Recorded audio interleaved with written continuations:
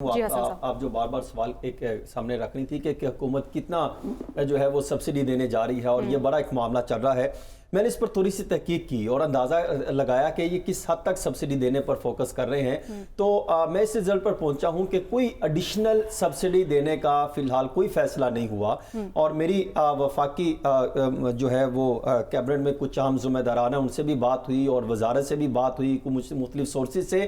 تو ان کا یہ کہنا ہے کہ یہ صرف ایک منشور تھا اور منشور کے دعوے کو، اعلان کو، بیان کو، اس کو حتمی شکل دینے کے لیے، کیونکہ عوام کے سامنے یہ اعلان کر رکھا تھا اور وہ اب نواز شریف صاحب نے بھی اس کا اعلان کر رکھا ہے. شہباز شریف صاحب بار بار کہتے تھے کہ ہم 200 یونٹ فری دیں گے، کوئی کہتا تھا 300 یونٹ فری دیں گے. تو اس کو کور دینے کے لیے پہلے ہی وہ کہتے ہیں ہم سبسڈی دے رہے ہیں، مزید تو ہم ایڈیشنل سبسڈی تو نہیں دیں گے.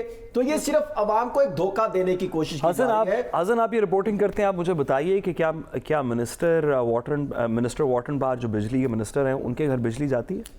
دیکھیں ان کے گھر تو کیا منسٹرز انکلیو میں جاتی ہے، جیو آرز دیکھ لیں، منسٹر انکلیو دیکھ لیں، پرائم منسٹر. پھر ان کو کیا پتا کہ بجلی جانے کا کیا مطلب ہے؟ کہیں پر نہیں جاتی. ان کو کیا پتا بجلی جانے کا کیا مطلب ہے؟ انہوں نے گرمی کے اندر کون سا گھنٹہ گزارا ہے؟ بات تو آپ کی صحیح ہے، لیکن میں وہی بات کر رہا تھا کہ ان کے لیے تو سبسڈی کیا، ان کے لیے تو سارے راستے کھلے ہوتے دکھائی دیتے ہیں. لیکن غریب بندہ جو آج یہ بات کرتا ہے، اپنے حق اور اپنے فائدے کی بات کرتا ہے کہ آپ ہم سے ٹیکسز لیتے ہیں لیکن ہمیں فائدے نہیں دیتے، اور وہ فائدے کون لیتا ہے؟ جس کی سعد رسول صاحب بات کر رہے ہیں.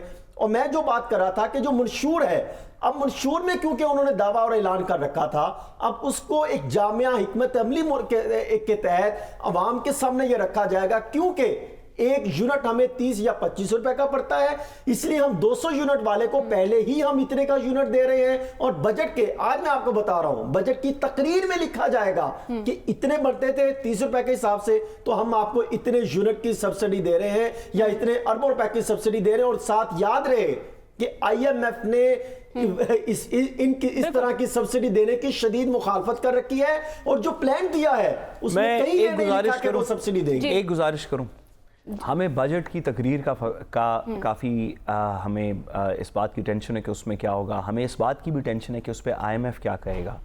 لیکن غریب آدمی کی جو دعا ہے نا، وہ بھی کہیں لکھی جا رہی ہے. جس دن وہ لکھی ہوئی پڑی گئی نا کہ اس کے ساتھ کتنا ظلم ہوا تھا اس گرمی کے موسم کے اندر اس طرح کے منسٹریل پالیسیز کی وجہ سے، تو اس دن آپ آئی ایم ایف کا ڈنڈا نہیں کام آئے گا، بس کم کہے کو زیادہ سمجھیں. بالکل، حکومت کو اس پر اقدامات کرنے ہوں گے.